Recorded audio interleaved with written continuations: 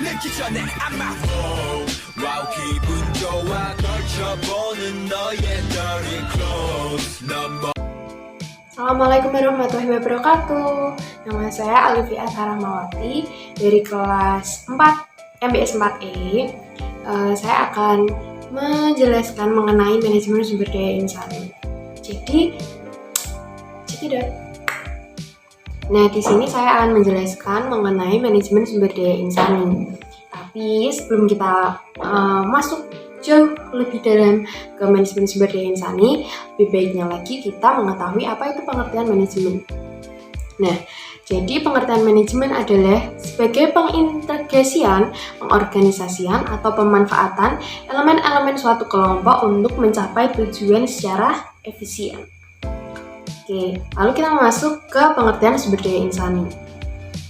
Menurut Nawawi dan Ismanto tahun 2015, tambahan sumber daya insani meliputi 3 pengertian. Nah, yang pertama, sumber daya insani adalah manusia yang bekerja di lingkungan suatu organisasi.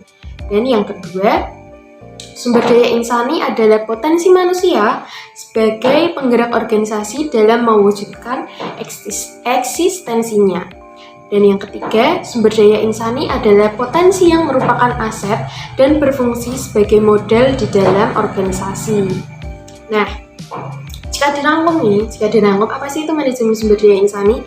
Jadi, manajemen sumber daya insani adalah salah satu bidang di dalam manajemen nih. Jadi, MSD itu salah satu bidang di dalam manajemen yang meliputi segi-segi perencanaan, ada pengorganisasian, ada pelaksanaan, dan pengendalian. Nah, di proses ini terdapat dalam fungsi produksi, terus ada pemasaran, ada keuangan, maupun kepegawaian. Terus kan mungkin kalian juga bertanya-tanya kan, apa sih perbedaan manajemen sumber daya manusia dan manajemen sumber daya insani? Jawabannya adalah Ibnu Arabi dan Al-Jili menjelaskan bahwa al-lisan al-kamil adalah konsep yang merujuk kepada Rasulullah sebagai contoh manusia yang ideal nih. Nah, dengan kata lain, seseorang harus memiliki karakteristik atau sifat-sifat yang mengarah pada sifat-sifat Nabi. Jadi, sifat-sifat Nabi ini menjadi dasar perilaku dari manajemen sumber daya insani. Jadi, apa aja sih dasar-dasar perilaku manajemen sumber daya insani itu? Yang pertama adalah sidik. Sidik artinya adalah benar. Jadi maksudnya sidik itu yang kayak gimana sih? Karena kan gini ya, sifat jujur merupakan sifat yang paling utama yang harus ada di setiap diri manusia atau insani itu sendiri. Nah, sifat sidik pertama sekali harus dimiliki oleh seorang pemimpin. Seorang pemimpin harus senantiasa berperilaku benar dan jujur dalam sepanjang kepemimpinannya. Terus yang kedua adalah amanah. Apa artinya amanah? Amanah itu dalam singkatnya adalah jujur atau terpercaya kan. Nah, amanah ini dapat dipercaya dan bertanggung jawab. Sumber daya insani haruslah memiliki sifat amanah karena Allah menyebutkan sifat orang-orang mukmin yang beruntung adalah orang-orang yang dapat memelihara amanat yang diberikan kepadanya. Terus yang ketiga ada tabligh.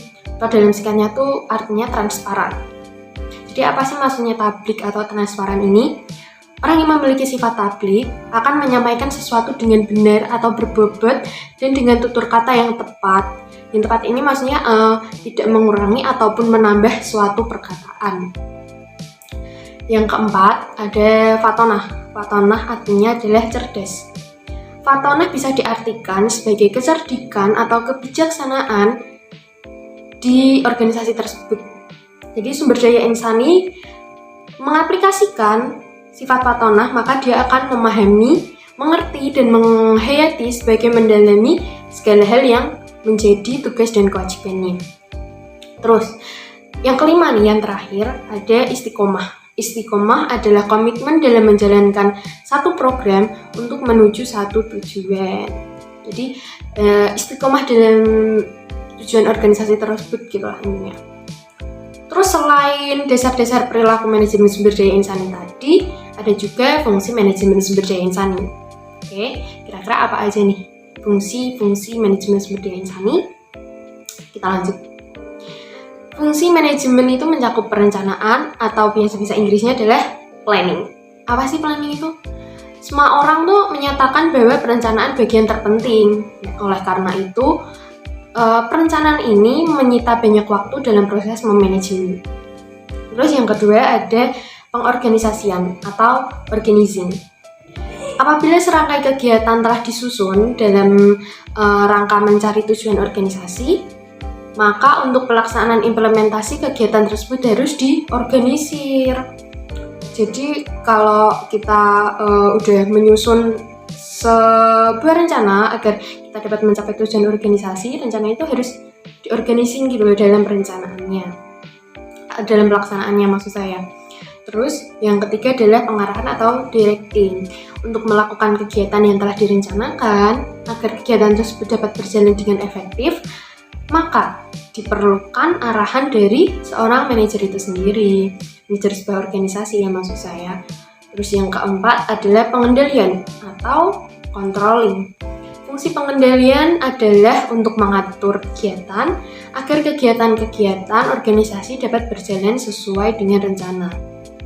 Karena agar kita dapat mencapai tujuan yang awal tadi.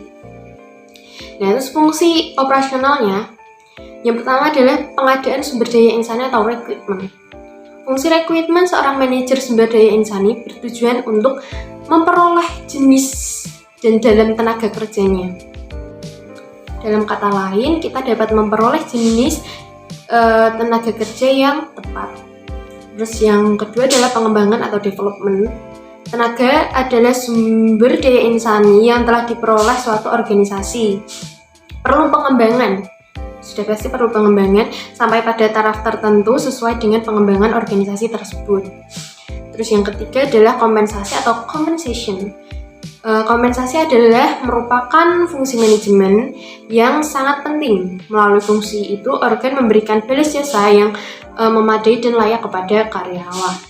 Terus yang keempat adalah integrasi atau integration. Jadi integrasi itu adalah kegiatan manajemen yang bertujuan untuk rekonsiliasi kepentingan-kepentingan karyawan dalam organisasi itu. Terus yang kelima ada pemeliharaan atau maintenance. Kemampuan-kemampuan sumber daya insani yang telah dimiliki oleh suatu organisasi perlu dipelihara karena kemampuan tersebut adalah merupakan aset yang sangat penting bagi terlaksananya tujuan dan tugas organisasi. Ini jadi sangat penting ya. Terus yang keenam adalah pemutusan hubungan kerja atau separation. Seorang karyawan ini tidak mungkin akan selalu bekerja pada organisasi tertentu. Pada suatu ketika, paling tidak mereka harus memutuskan hubungan kerja dengan cara pensiun. Selanjutnya adalah tujuan manajemen sumber daya insani. Apa aja sih sebenarnya tujuan manajemen sumber daya insani ini? Kenapa sih kok ada manajemen sumber daya insani ini? Terus kan banyak kan yang bertanya-tanya sebenarnya tujuannya itu apa? Nah, jadi tujuan manajemen sumber daya insani yang pertama ada tujuan fungsional. Apa sih tujuan fungsional itu?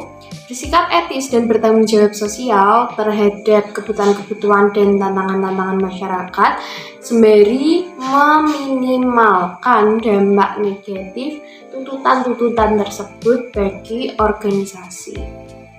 Terus yang kedua ada tujuan kemasyarakatan atau sosial. Menjaga kontribusi Departemen SDI atau Departemen Sumber Daya Insani dalam tingkat yang daya akan terbuang percuma jika MSDI tidak direncanakan.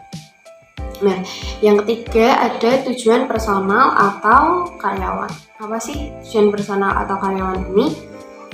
Nah, tujuan ini tuh membantu para karyawan mencapai tujuan-tujuan pribadi mereka sejauh tujuan-tujuan itu mendorong kontribusi individual bagi organisasi tersebut, organisasi yang diikuti oleh individual ini.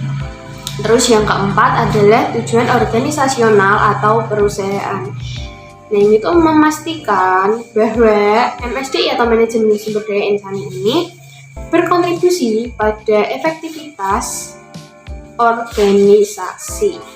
Departemen SDI membantu para manajer untuk mencapai tujuan-tujuan organisasi. Dalam hal ini, manajer tetap bertanggung jawab penuh atas bawahannya. Nah, sekian yang dapat saya sampaikan. Kurang lebihnya saya mohon maaf yang sebesar-besarnya. Jika ada yang kurang atau yang kurang berkenan lah di kalian, saya mohon maaf yang sebesar-besarnya.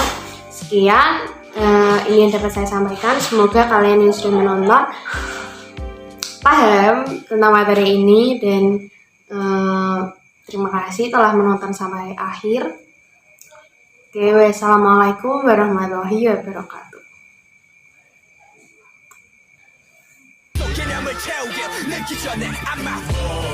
와우 기분 좋아 걸쳐보는 너의 dirty clothes